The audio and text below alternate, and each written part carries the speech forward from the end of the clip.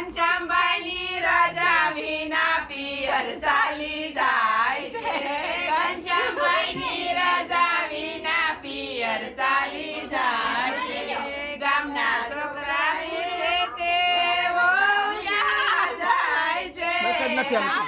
છોકરા પૂછે છે બાબા.